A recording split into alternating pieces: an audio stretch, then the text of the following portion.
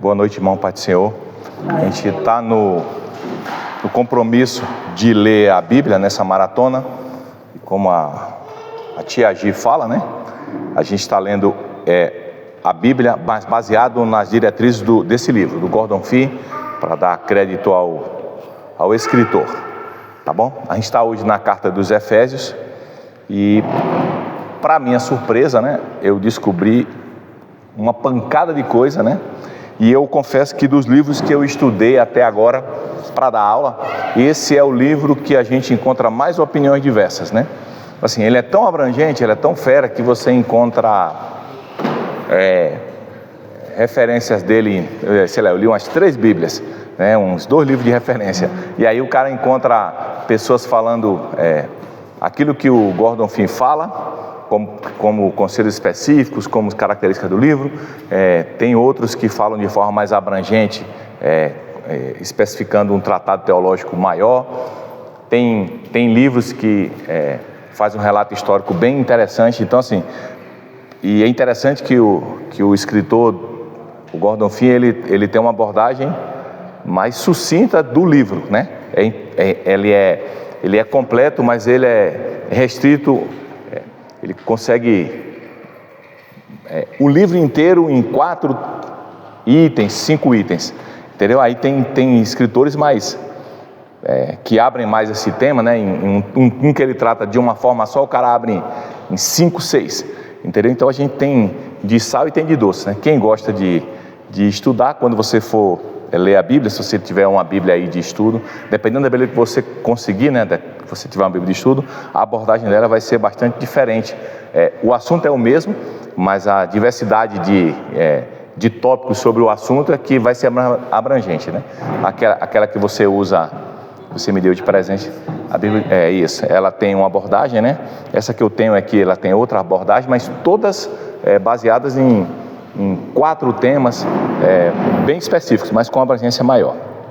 Então, baseado no livro do Gordon Fee, eu estou dizendo isso porque se você for depois, que a gente vai assistir na aula, quiser ler outros livros, outras Bíblias de referência, você vai encontrar coisas, abordagem mais, às vezes até mais completa do que o Gordon, tá certo? Porque esse livro de Efésios, o pastor Hernani disse que ele é um tratado teológico, né? Ele é tão forte nas suas definições dos temas que você, às vezes, é como se você estivesse lendo uma carta tipo Romanos, ou uma carta de um tratado bem coeso, tá bom? Então vamos lá para o que diz o livro, né? Então vamos para dados de orientação, né? Então, primeiro, né, o conteúdo, ela é uma carta de encorajamento, essa que está aqui, né? Isso, encorajamento, exortação, retratando a união entre judeus e gentios por meio de Cristo.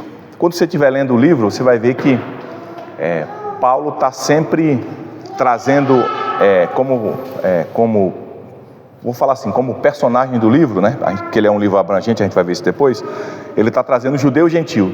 Tudo que ele traz é com relação ao judeu e gentil. Então, reconciliação, judeu e do gentil, né? Através de Cristo, né? Salvação, judeu e gentil. Tudo que ele está abordando, judeu e gentil. E a gente vai ver mais na frente, quando decorrer da aula, por que ele fez isso, né? Ele estava... agora, quando a gente... É legal quando você está lendo, você vê o que você já construiu, aí faz sentido o que você está vendo agora. A gente lê o livro de Atos, baseado no livro do Gordon Fee, né? Aí vieram vários temas, aí você viu várias histórias, aí você fala... Agora eu estou entendendo, inclusive o livro de Atos, né? Porque o livro de Atos é uma história completa e as cartas são direcionadas, né? Como se eu estivesse contando uma biografia gigante, o livro de Atos, e as cartas são capítulos, né, mais específicos sobre essa história de Paulo, né, como apóstolo. E aí a carta aos Efésios é uma etapa dessa, e é legal que você, quando você lembra, a gente vai ler um texto de Atos para fazer essa comunicação, quando você olha lá, você fala, agora eu estou entendendo por que é que esses caras escreveram isso. Porque é interessante, a gente guarda alguns textos, como o texto de Efésios 6, sobre capacete de salvação, coraça da justiça, espada da fé, tal. A gente lê, mas agora eu tenho certeza, quando você lê, você vai entender porque que ele estava falando isso. Agora todo o contexto faz mais sentido, quando a gente está lendo. Então, o conteúdo do livro é uma carta de encorajamento e exortação, tá certo? A gente vai ver que os gentios que viviam nesse lugar eram pessoas que estavam vivendo sobre uma sociedade bastante idólatra, entendeu? Então, o cara, aí quando você vê Paulo falando do poder do Espírito Santo, essas coisas, você fala assim, parece que ele está falando, não, ele está falando porque ele está chamando a atenção daquela sociedade que vivia naquele meio, né? E apesar da carta não ser direcionada para a igreja de Efésios, ela é uma carta, na verdade existe uma teoria, né? Não é teoria não, existe uma forma de abordar como se ela fosse uma carta, um preâmbulo das cartas, entendeu? Ela é um tratado teológico abrangente, é como se eu escrevesse uma carta para todo mundo da geração sacerdotal, entendeu? Eu não escrevi a carta, para o bairro do Céu Azul, eu escrevi uma carta para uma igreja, e não para aquela igreja. Eu pego aquela carta, eu posso dar, aqui a gente lê, eu posso levar para outro país e te ler. Ela é um tratado, ele aborda assuntos específicos que cabem em toda a igreja, porque nos outros livros a gente sempre via, olha, ao Timóteo, ao fulano, à igreja de Coríntios eu digo isso. Então era a carta, ele dizia, olha, você de específica. Essa não, ela é aberta, inclusive impessoal, ele não cita ninguém na carta, né? Então, o autor é o apóstolo Paulo, está lá em Efésios 1, vamos ler 1 e 3:1, capítulo 1, versículo 1, diz assim: Paulo, apóstolo de Cristo, por vontade de Deus, dos santos que vivem em Éfeso e fiéis em Cristo Jesus, graça a vós outros e paz da parte de Deus, nosso Pai, e do Senhor Jesus Cristo. Então, quem escreveu essa carta é o apóstolo Paulo. Tem alguma galera, né, um estudioso aí, mas uma corrente um pouco escassa, mas se você, dependendo da Bíblia que você lê, talvez você encontre, então você fala, o pastor nem falou isso, que ele acredita que ela é tão parecida, ela tem um tema tão conexo com o livro de Colossenses, que as pessoas acham que alguém, quando pegou a carta aos Colossenses, fez uma espécie de leitura, tipo um preâmbulo de Colossenses, e fez essa carta. Então, às vezes, é tipo um cara o escriba, uma pessoa que estava escrevendo, que fez isso, mas isso cai logo por terra, porque as conexões históricas dizem que essa carta é de Paulo, tá certo? Mas existe sim essa corrente. E em Efésios 3:1 também tem uma coisa que diz assim, ó: por esta causa eu, Paulo, sou prisioneiro de Cristo por amor de vós gentios. Então ele é como se ele se apresentasse nessa carta, ele como escritor. Então não tem dúvida, existe uma possibilidade, mas a maioria conecta a realidade com Paulo, né? A data da escrita dessa carta é quando ele estava em prisão domiciliar lá em Atos 28. Você vai ver que Paulo foi preso e ficou numa prisão domiciliar em Roma, tá certo? Quando você lembrar das leituras que você fez em Atos, você vai ver que é interessante que ele cita, o livro de Atos cita em 18, 19, 20, a história dele em Éfeso, mas ele escrevendo a carta, ele escreve essa carta quando ele está preso em Roma, tá certo? O livro de Atos a gente já viu isso, é um registro histórico de Lucas, né? E ele conta a parte quando ele estava em Éfeso. Mas a carta aos Efésios, ou a carta diretiva para as igrejas daquela geração, tá certo? Foi feita no ano 60. Porque a gente, agora faz mais sentido, a gente lê a história de Atos e fala, ele está repetindo essa história aqui, não. Ali o cara está narrando a história, e aqui ele está pegando a parte teológica, escrevendo e entregando para uma igreja alguma coisa relevante. Amém? Eu sei que para a geração é fácil, porque a gente já está acostumado com isso, mas às vezes, com uma pessoa que não seja do nosso meio, que esteja assistindo, ele consegue conectar isso. Porque aqui a gente sempre está falando sobre isso, então para a gente ficar mais fácil. Então, para quem foi essa carta, né? Aquilo que a gente falou, ele é incerto, né? Então, os textos de Efésios 1:15, vamos lá em Efésios 1:15, para a gente não ficar só de... diz assim, por isso, também eu, tendo ouvido a fé que há entre vós no Senhor, e o amor para com todos os santos, não cesso de dar graças por vós, fazendo menção de vós nas minhas orações. Irmãos, essa carta, ela é feita de uma forma abrangente, talvez, né, ela não foi escrita, talvez não, ela não foi escrita especificamente para a igreja de Éfeso, tá certo? Ela não foi só assim, é uma carta direcionada à igreja, porque a igreja aos Coríntios foi direcionada à igreja, ela trata de problemas da igreja, né, de acertos da igreja, e aqui não, é um tratado teológico completo sobre temas teológicos, então ela não foi direcionada para a igreja. Então eles dão a entender que os leitores somente ouviram. A carta não possui nenhuma saudação pessoal, né? E mesmo Paulo passou 3 anos lá. Olha, Paulo, na terceira viagem, ele passou 3 anos lá em Éfeso. Então, quando ele volta, ele faz a viagem e depois ele vem preso, né? Ele fica preso. Eu acredito que ele, na primeira prisão, agora eu fiquei na dúvida se a primeira prisão entre a segunda e a terceira viagem, mas na prisão eu acho que ele não saiu de lá mais, não saiu mais da prisão não saiu mais da prisão domiciliar, ele ficou na domiciliar, depois foi para o calabouço e de lá foi para a glória, né? Então Paulo, em Atos 19, vamos lá em Atos 19, quase obrigatório, vamos dizer assim, quando a gente lê alguma epístola, alguma carta, né, a gente bater em Atos, né, porque Atos 19, 8. Durante 3 meses, Paulo frequentou a sinagoga, onde falava ousadamente, dissertando e persuadindo com respeito ao reino de Deus.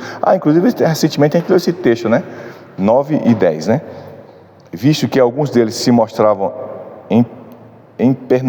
empedernidos e descrentes, falando mal do caminho diante da multidão, Paulo, apartando-se deles, separou os discípulos, passando a discorrer diariamente na escola de Tirano. Então, aqui conta o tempo de Paulo em Éfeso, né? Ele foi pregar lá no templo, que era um costume dele, ele era um cara de origem judaica, então quando ele chegava, a igreja que ele procurava era a sinagoga, né? Até porque a maioria das cidades não tinha um cristianismo consolidado, então ele ia para a sinagoga e lá ele dissertava sobre aquilo que ele entendia como o evangelho e aquilo que as coisas conectavam, e a pessoa, alguns recebeu, outros não, aí ninguém recebeu ele, e falou, tudo bem, vou pegar abrir uma escola lá, de um cara que tinha um prédio lá para alugar, né? Aí alugou uma sala, o nome do cara era Tirano, mas era gente boa, né? Porque alugou a sala, não tinha nada de Tirano, né? Só o nome do cara, né? Alugou a sala e ele ficou dando aula lá, e aí essa igreja foi consolidada. Em Atos 20 e 31,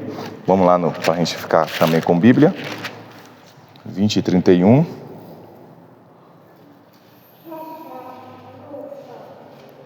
fala assim, portanto, vigiai, lembrando-vos de que, por 3 anos, noite e dia, não cessei de admoestar com lágrimas a cada um.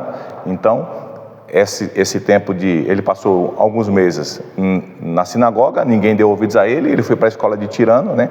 Alugou uma sala e ficou dando aula por 3 anos lá.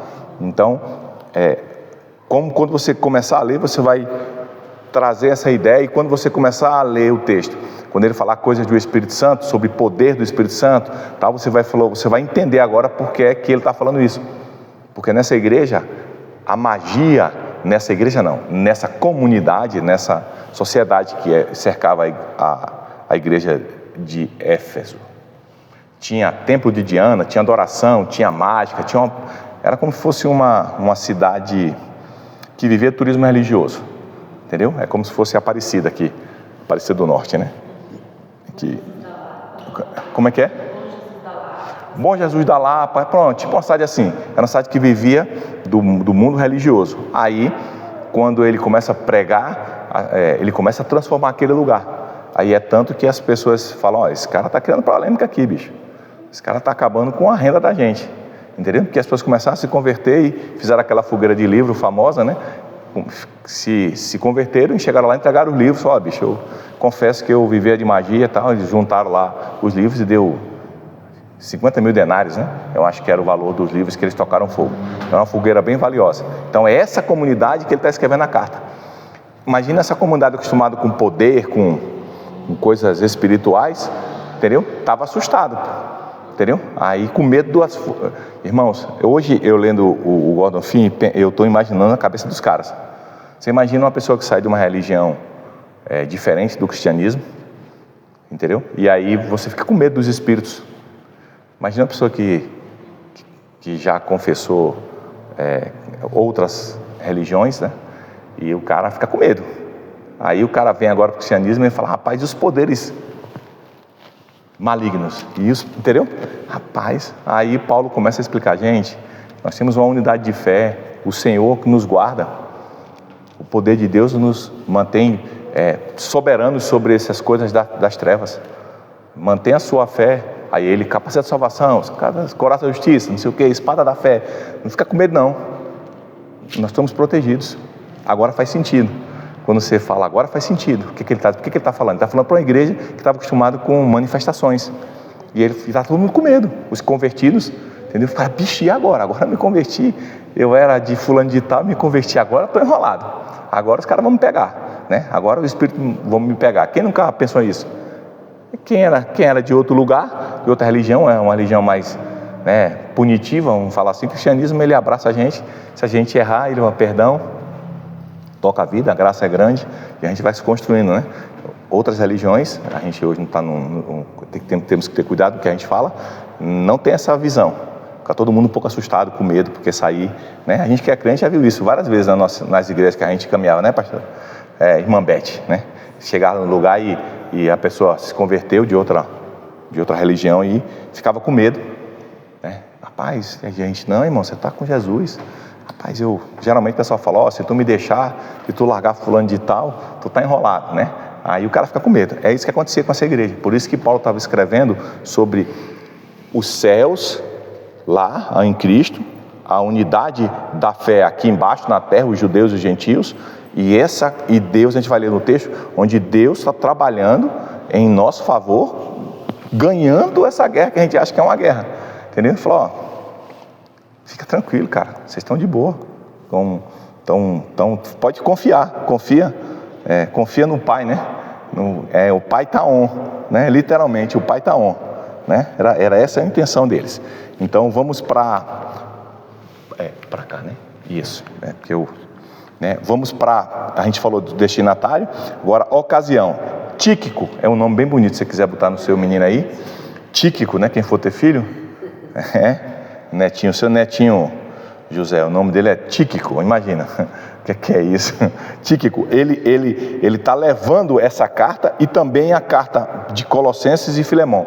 Ele foi visitar Paulo na cadeia, aí não só levou essa carta, mas a carta de Colossenses e Filemão. Tá certo?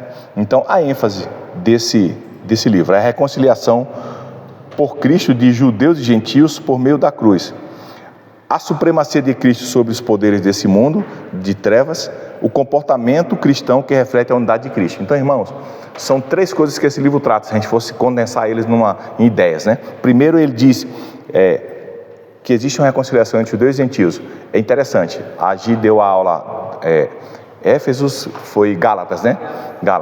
A gente está o tempo todo, eu até achei engraçado, a gente está o tempo todo falando nesse negócio, das pessoas quererem levar para o cristão, dessa geração, né? Dessa geração que a gente está lendo o livro, do ano 60 da era cristã, né? Para o cara não falar que é agora, estou falando lá atrás, né? Dessa sociedade, dessa época, preceitos judeus. Então, de vez em quando a gente abre a carta, o cara tem um cristão judaizante no meio. Tem que botar não sei o quê, não pode comer porco, não pode comer camarão, não pode não sei o quê, não pode não sei o quê, entendeu? Somando, né? E falando, só vale se fizer isso, só vale se fizer isso. Era a mesma coisa aqui. Só que aí, imagina, uma igreja onde você participava da sociedade que tinha multirreligiões, diferentes, o tempo de Diana estava lá, era um negócio maluco. Aí tem judeu, aí o cara converte o pessoal, os judeus e o gentio vêm, aí o judeu fala assim, eu já era bom, o cristianismo é bom, mas tem que botar alguma coisinha minha aí, porque eu era melhor. Aí Paulo falou, não, peraí, a gente, aí não, então não quer, aí faz uma carta, não pode, não é necessário, então tá bom, não é necessário, fica na tua, eu fico na minha, Gi. Beleza? Tu quer ser judaizante? Show, fica na tua aí, eu fico na minha. Eu sou igreja sem judaizante. Aí Paulo falou, gente, preste atenção. Judeu e gentio estão unidos em Cristo. Entendeu? Não precisa ter divisão. Vocês estão unidos em Cristo. Em Cristo, pela cruz e pela ressurreição, judeus e gentios são um só povo. Entendeu? Agora faz sentido, quando a gente for ler a carta, faz sentido a carta. Ele está trazendo essa unidade não só para a igreja de Éfeso, mas para toda a igreja, de todos os tempos. Amém? É isso que está acontecendo. Então, ele é a reconciliação de judeus e gentios por meio da cruz, a supremacia de Cristo sobre os poderes desse mundo. Uma igreja que nasceu numa sociedade mística, está sempre, se não tiver um conceito de fé de Deus, do poder de Deus sobre as coisas, as trevas, sobre tudo, Deus domina tudo, não tem nada fora do controle dele, ele tem poder para tudo. Na verdade a gente acha que é uma guerra, mas nem é guerra, né? Porque para Deus não tem guerra, não. A gente que fica aperreado. Ele foi, eu nem sei nem o que está vendo aí, senão nem vou dar ouvido para esse capeta aqui, assim, eu vou acabar com ele. Porque a humilhação, aí ele fala assim, eu vou acabar com o capeta, né, com você. Vou pegar você que é inferior aos anjos, né, que a Bíblia não diz que nós somos homens inferiores, um pouco inferior aos anjos.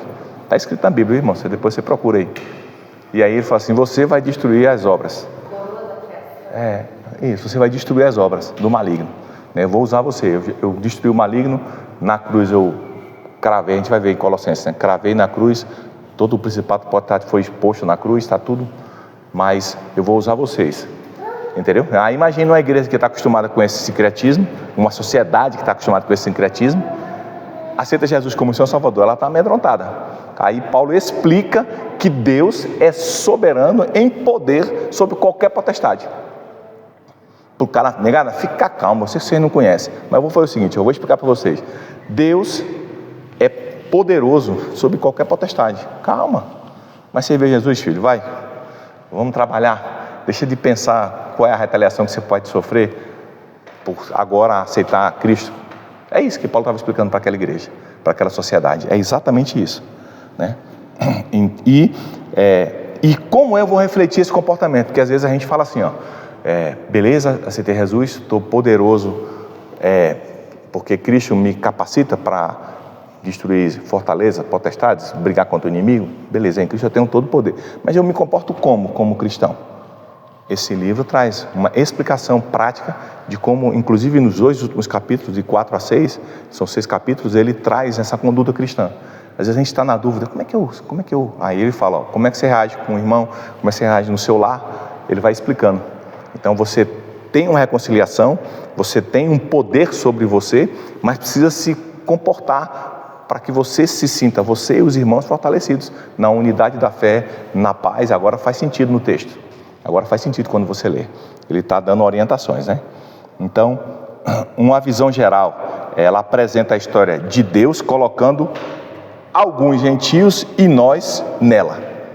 Faltou passar aqui, né? Perdão, vou passar aqui. Então a carta apresenta isso. Então vamos lá em Efésios 1, de 13 a 14, a gente vai ler esse texto várias vezes, com várias abordagens diferentes.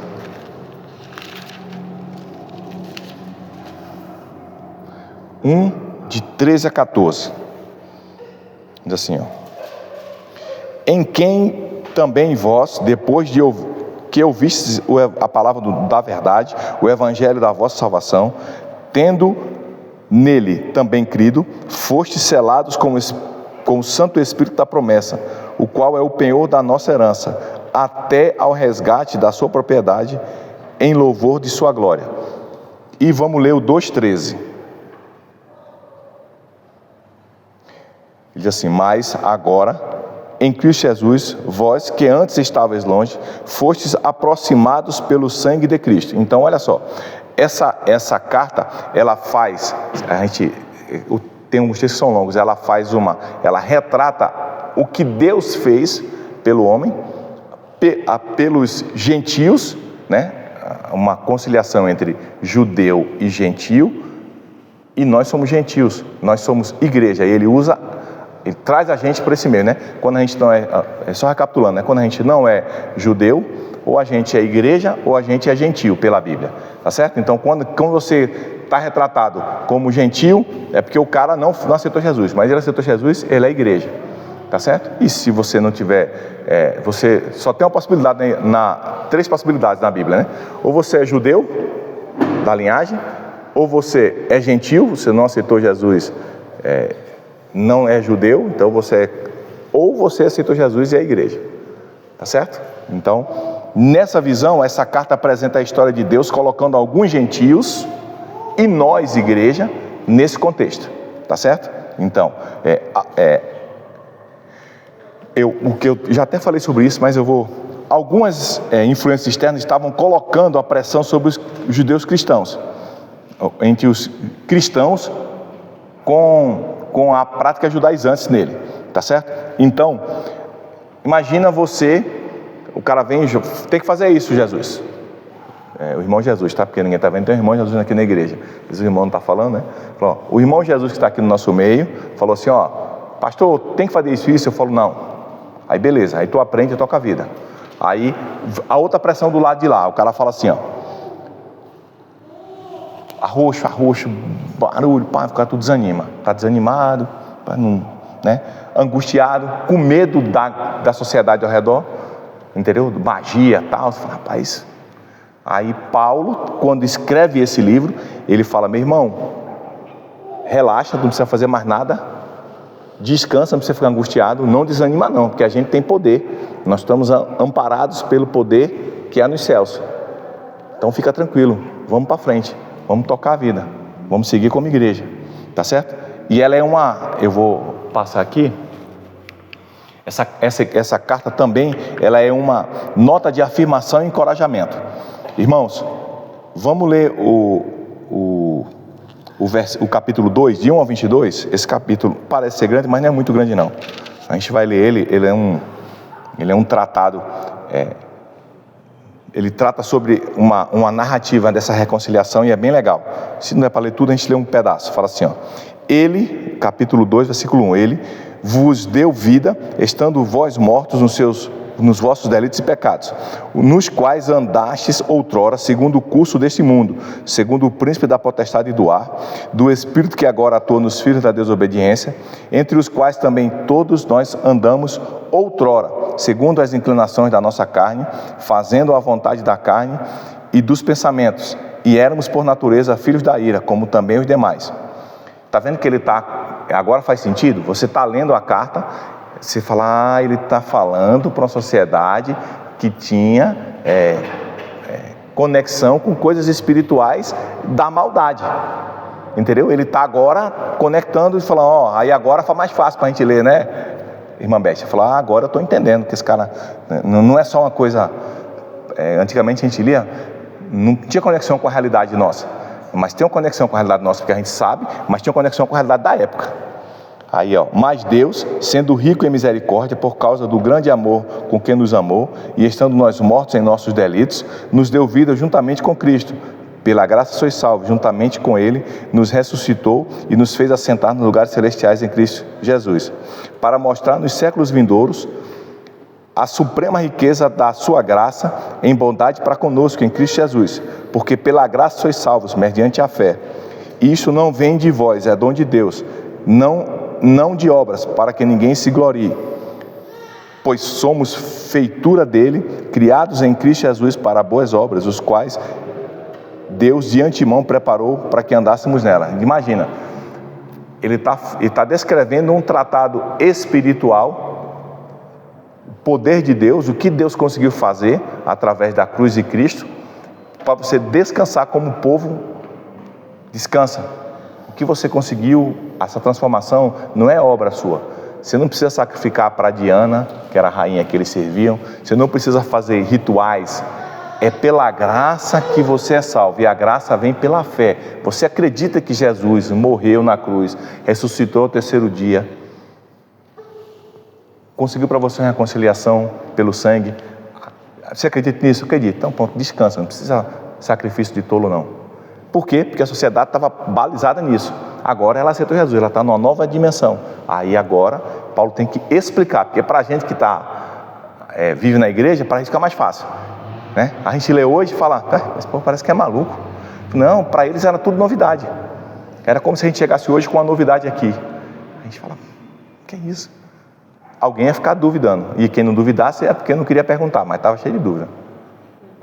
Pode falar, fica à vontade. Por exemplo, vou dar um exemplo para você.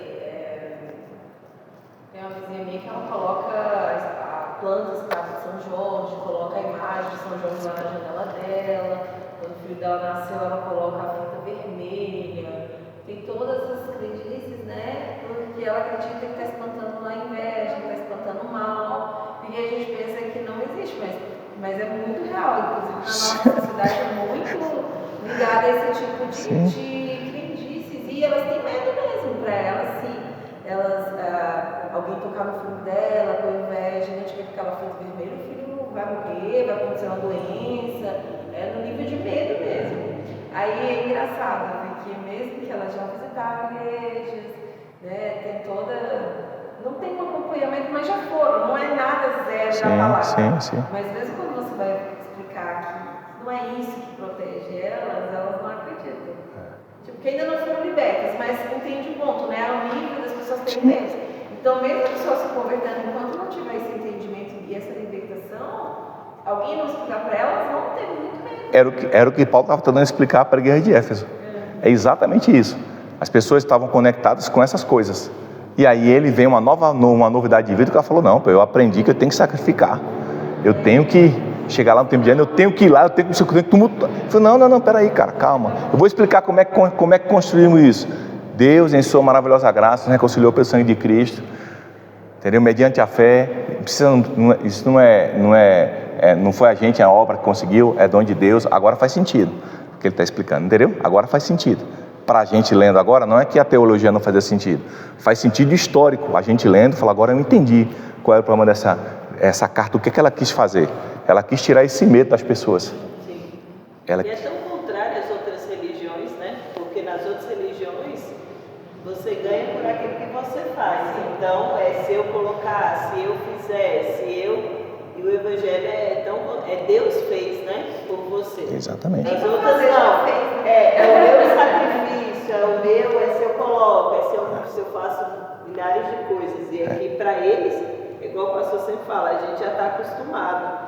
Mas para eles tudo isso aqui deve ser muito... Vive com medo, é pesado, né? É muita novidade, cara. Não, o menino não pode espirrar, que ela tem tanto medo do menino morrer, que ela fala que a inveja é que está matando o menino. Qualquer doença que ele tem, ele fala que estão com inveja. Jogar de casa. Aí você imagina você viver com esse peso. Sim. Você já fica preocupado, imagine ela. Eram religiões punitivas. Então, tipo assim, se você não sacrifica para o Deus tal... vai ter uma consequência. Então Deus está explicando que não existe, que ele é muito superior a qualquer tipo de... É para o cara descansar. Ele está falando, igreja, vocês dessa geração do ano de 60 da era cristã lá atrás, que vivem cercados de sincretismo, de coisas, de potestade e tal. Relaxa. É isso que ele está querendo falar, relaxa. Fique em paz. Quem vocês estão servindo, o Deus que vocês descobrirem aqui, Jesus, tem poder para dominar tudo isso. É superior a tudo isso. Descansa. Ou seja, na maioria desses gentios, né, no caso de Éfeso, eles vivem uma fé com medo, né? Porque a maioria... Né, culturalmente falando, né? Você lembra um pouco, por exemplo, da Índia, né? Vamos aprofundar um pouco mais aqui. Sim. Né? Para eles, talvez, esses sacrifícios absurdos que as pessoas fazem no nível assim que você nem acredita. Tipo, como que a pessoa fez isso, né? Porque ela tem tanto medo daquele ídolo, daquele Deus o punir, ao ponto de fazer coisas absurdas. Assim. Sim, é isso mesmo. A relação é por aí. O pensamento é por aí. Que a gente está tentando, veja, a gente está lendo a carta de Efésios e tentando se conectar com a realidade dela, para quando a gente lê ela, a gente entender do que está, por que aquele texto, né? Essa é a intenção dessa forma que a gente está lendo a Bíblia, né? Então, outra coisa que a carta faz, né? A gente está na visão geral, ela conclama os Efésios a manter a unidade que Deus proveu por meio da morte e da ressurreição de Cristo e da capacitação do Espírito. Irmãos, olha só, ela conclama os Efésios a manter a unidade que Deus proveu. Então, não importa quem você era, sua linhagem, Deus proveu uma unidade. Nós somos agora unidos independente da minha formação antiga, não importa quem eu era, agora eu com a irmã Beth, nós precisamos ter uma unidade, nós somos filhos, a gente agora em Cristo nós somos um só corpo, por isso que ele fala, o corpo, o cabeça é Cristo, por isso que hoje a gente com mais maturidade, a igreja com mais maturidade, algumas denominações com mais maturidade, consegue conviver com as diferenças, né? Esses dias eu estava ouvindo um podcast, eu acho, aí um cara conversando com o Hernando Dias Lopes, né? Aí ele falou, rapaz, eu acho legal que o senhor consegue transitar em todos os dogmas, falou, cara, todas as placas. Ele falou, cara, nós servimos a um só Deus. Eu foco naquilo que a gente tem de igual, e aí que são dogmas que não são doutrinas fundamentais, eu descanso. Então, a gente tem as doutrinas fundamentais, se a gente seguir as mesmas doutrinas, estamos tudo certo. Somos filhos, somos herdeiros com Cristo. As coisas que são somatórias, aí cada um resolve sua vida. Por isso que ele transita em todas. Isso é uma relação isso é uma constatação de uma igreja, um conjunto madura ou de uma pessoa madura. Eu posso conviver com uma pessoa que professa uma fé cristã com outro dogma. Eu posso. Eu entendo ela e aquilo que a gente concorda. Aquilo que a gente discorda, se for doutrina básica, eu preciso ter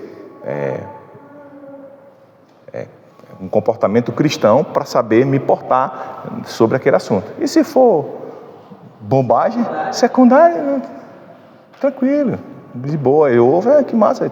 Tipo, você não come camarão, poxa, que legal. Tipo, massa, velho, eu como.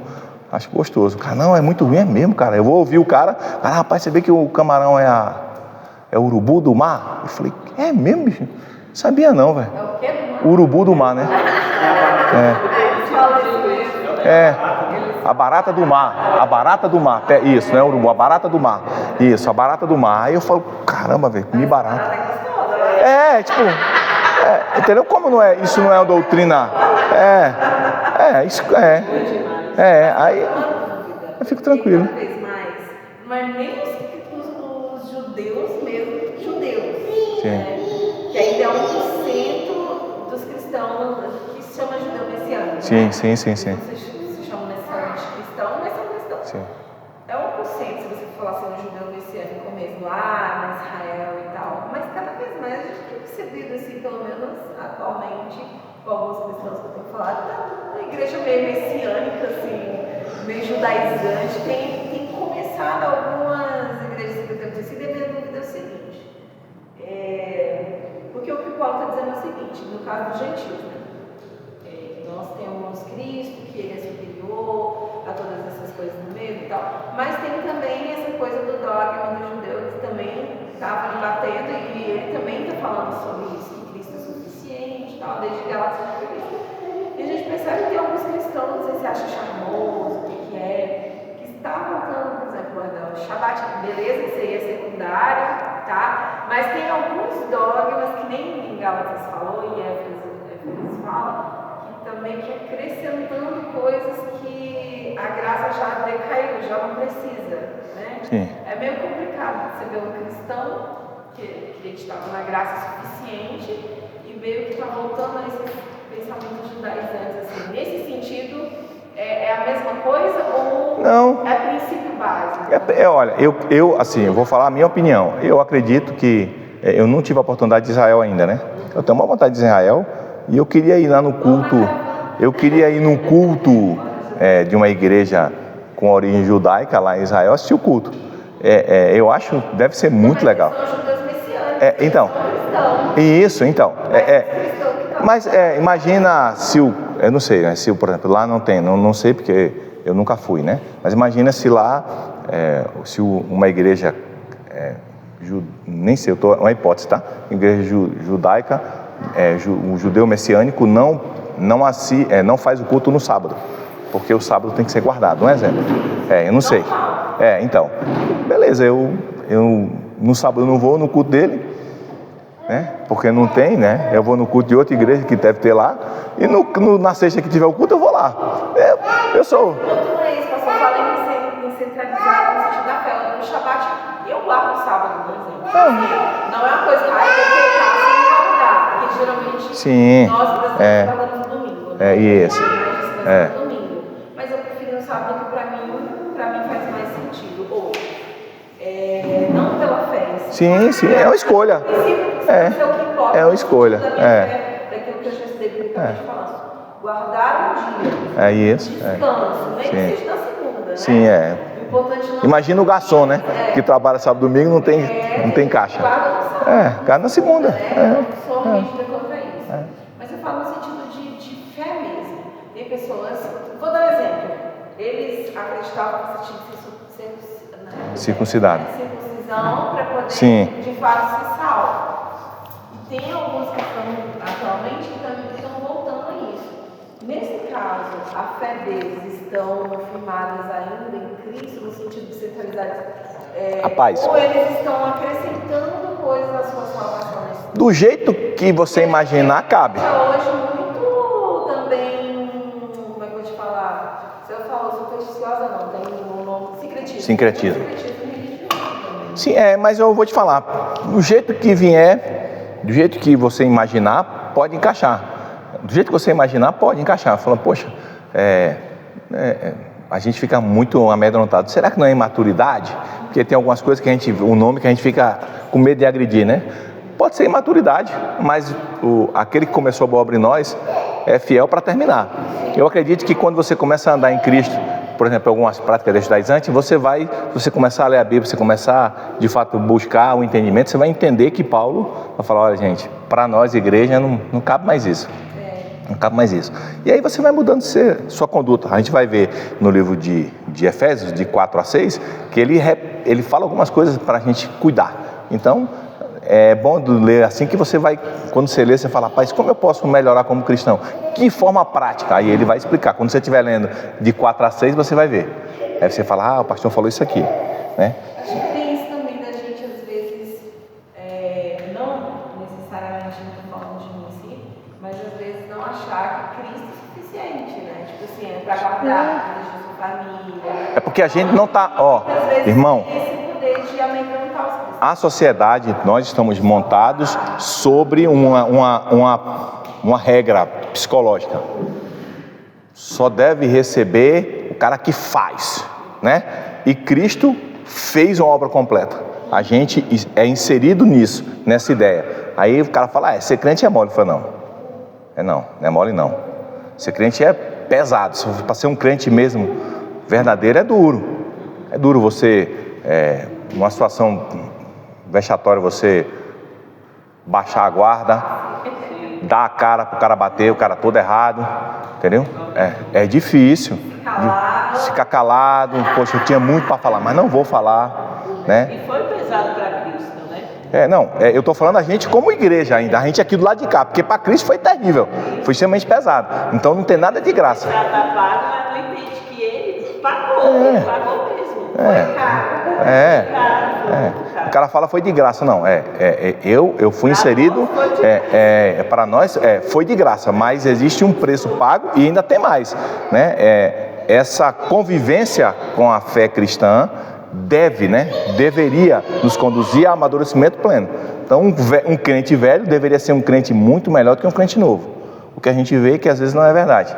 Às vezes um crente velho tem mais problema do que um crente novo, entendeu? Mas a caminhada cristã deveria somar em nós fatores que se agregassem. E no final, como Paulo explica de 4 a 6 em Efésios, eu olho e falo, tem Cristo na irmã Beth, tem Cristo no Jesus, tem Cristo na Janina, tá faltando, tem Cristo no pastor João, mas tá faltando algumas coisas, mas Deus é bom, vai terminar. Tá faltando algumas coisas na Rai, mas Deus vai terminar. Ela está sendo exposta a esse evangelho, aquele que começou a boa obra é fiel para... Tem coisa para melhorar? Tem, eu tenho, todo mundo tem, mas nós vamos estar no processo. Então, a gente vai ver em outras cartas que Paulo vai falar, galera, vocês tem que melhorar, cara. A gente vai ver depois, a gente não dá spoiler de outras cartas não, né? E eu acho que eu estou ainda, conclama os Efésios, tá bom. Então, olha só, então ele fala para eles terem a unidade no Espírito, né? De 4 a 1, de 5 a 20, eu acho que esse texto é grande pra caramba, não vai dar pra gente ler não. Mas vamos ler o 4:1 e depois eu passo para frente. Fala assim, ó. Efésios 4:1. Rogo-vos, pois, eu, prisioneiro no Senhor, que andeis de modo digno da vocação em que foste chamados, com toda a humildade e mansidão, com longanimidade, suportando-nos uns aos outros em amor, esforçando-vos diligentemente para preservar a unidade do Espírito no vínculo da paz. Há somente um corpo e um Espírito, como também fostes chamados numa só esperança da vossa vocação. Há um só Senhor, uma só fé, um só batismo, um só Deus e Pai de todos, o qual é sobre todos, age por meio de todos e está em todos. Então, agora faz sentido. Ele está dizendo, negada, vocês que estão como igreja, se conduzindo como um só corpo, porque foram alcançados pela reconciliação, pela cruz, ou pelo sangue, como é que vocês vão se conduzir?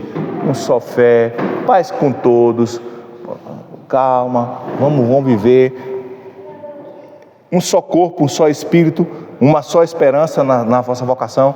Então, agora faz mais sentido para a gente, agora faz sentido, né? E para encerrar os conselhos específicos, né? Acho que vou passar aqui, vou passar aqui. Conselhos específicos. Então, o Gordon faz 3, e ele diz que ao ler esse livro a gente tem que ter 3 preocupações. Você vai começar a ler o livro, tem que trazer 3 preocupações. Primeiro, esse cenário do livro, né? Primeiro é a paixão de Paulo, né?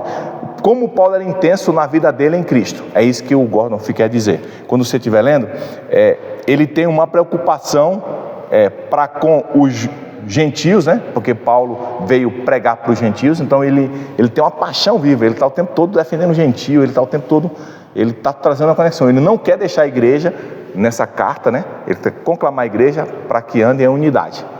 Aí então, Efésios, vamos ler o 2, de 11 a 22, eu acho que a gente já leu esse texto, Efésios 2, de 11 a 22, não, leu não. A gente lê um pedaço até o 10, vamos ler agora. Fala assim, portanto, lembrai-vos de que, outrora, vós, gentios na carne, chamados de circuncisão por aqueles que se intitulam circuncisos na carne, por mãos humanas, naquele tempo estáveis sem Cristo, separados da comunidade de Israel e estranhos às alianças da promessa, não tendo esperança e sem Deus no mundo. Mas agora, em Cristo Jesus, vós que antes estáveis longe, fostes aproximados pelo sangue, porque Ele é a nossa paz, o qual de ambos fez um, e tendo derribado a parede de separação que estava no meio, a inimizade, aboliu na sua carne a lei dos mandamentos na forma de ordenanças, para que dos dois criasse em si mesmo um novo homem, fazendo a paz, e reconciliasse ambos em um só corpo com Deus, por intermédio da cruz, destruindo por ela a inimizade. Irmãos, agora, explicando, está claro, ele está dizendo, olha galera, eu sei que tem gente judaizante perturbando vocês, mas olha, fica tranquilo, vocês são um só corpo, não é porque ele é judaizante e você não é porque você entendeu que não precisa, ele entendeu que precisa, vocês não precisam andar separados, andem unidos, é isso, andem unidos. Aí... Talvez a gente hoje não tenha tanto essa tentação, né? Porque a gente não convive tanto com os judeus, mas é interessante isso que você falou, que às vezes a gente tem dificuldade com essa unidade com outras igrejas, tipo, então, fulano acredita que os dons do Espírito continuam, outros acreditam que não, aí a gente faz uma separação entre nós. O pastor acredita que vai ter arrebatamento, eu não vou estar, aí eu me acho superior e não entendo essa questão da unidade de quem tem a mesma fé. Então tem muita, a gente não convive muito com os judeus, mas você vê pelo menos no ambiente da internet muita separação entre a mesma igreja, por conta de uma denominação que crê numa coisa, outra que crê em outra, igual você falou, secundária. E aí isso aqui é interessante, não, na verdade é fundamental você entender que Deus fez uma paz para a gente ser só um corpo, né? Ele inteiro essa união. Agora lendo isso, com a explicação da Gi, faz todo sentido.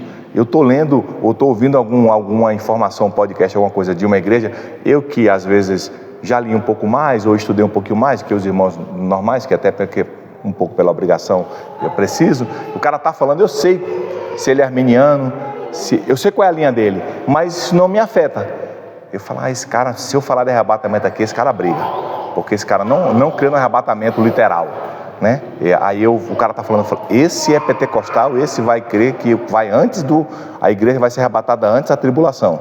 O outro tá falando, irmão, se prepare, a tribulação chega. Pô, esse aí não.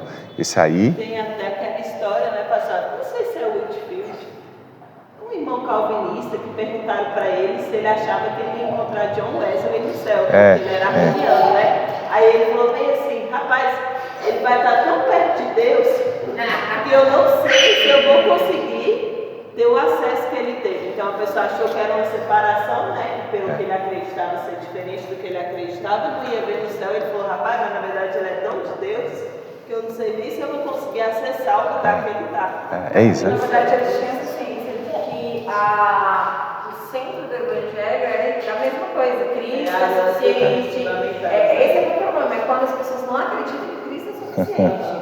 Tipo assim, quando não fundamentou a fé primária, aquela essencial. Porque, por exemplo, no meu caso, eu vejo que as pessoas brigam muito mais pelas coisas boas, como roupas, se a pessoa batiza criança ou não batiza, não presbiteriana, batiza criança, isso é tudo secundário. Isso realmente não é uma visão de que a fé da pessoa não é em Cristo, né? Na verdade, são só entendimentos secundários diferentes. Então, agora, eu acho que o problemático não é o primário, mas mesmo assim não compensa ficar batendo boca. Não, disso. Toca a vida, toca a vida. A gente precisa pregar o verdadeiro evangelho. Se alguém nos odeia por isso, aí é outra coisa. É isso que eu penso. Eu vou pregar o evangelho. Que nem uma vez uma colega, uma irmã em Cristo, jovem, né? Estava pregando naquela praça lá lá de Taguatinga, e veio uma pessoa que não concordava com o que ela estava falando, logo com ela até as latas de lixo. Ela falou, glória a Deus, eu estou fazendo a vontade do meu pai, estou sendo odiado por isso, como eu sou feliz, né? Eu disse, seja feliz se você for odiado por isso. Mas o ponto é esse. Ela não brigou, não falou nada, continuou dela. Então acho que a gente tem que fazer a nossa parte de falar a verdade. A verdade que nós entendemos como verdade. Agora, se o outro vai nos odiar por conta disso. Então, quando você lê, você vai ver que Paulo ama o gentio e está trazendo essa verdade para nós. A segunda coisa, que ele deixa claro que existe uma vitória, a vitória de Cristo sobre os poderes em prol da igreja, já que por meio dessa reconciliação em Cristo, tanto o céu quanto a terra, aí ele diz que judeus e gentios, né, eles têm a ciência da vitória pronta e definitiva em Cristo dos poderes das trevas. Olha o que Paulo fez. Abre o 3, que quando eu li esse texto eu falei, rapaz, para o cara que não acreditava nisso, né, daquela sociedade, agora ele fala, bicho, agora eu entendi. 3:10. Eu vou ler, pastor, quando estiver comigo. Pronto. Isso. O cara tá... Boa, gente. De vez em quando eu tenho essa tentação, estou no medo, rapaz, vou abrir logo Efésios. E a gente abre naquele texto da espada, coraça, justiça, não sei o que, pai e tal, né? A gente se sente animado, né? E não é uma informação, é uma realidade escrita que acessou a gente no dia de hoje. Você entendeu? Porque às vezes não é uma informação só, que não é realidade. Aí Paulo deixa isso claro em 3:10 a 12. Fala assim,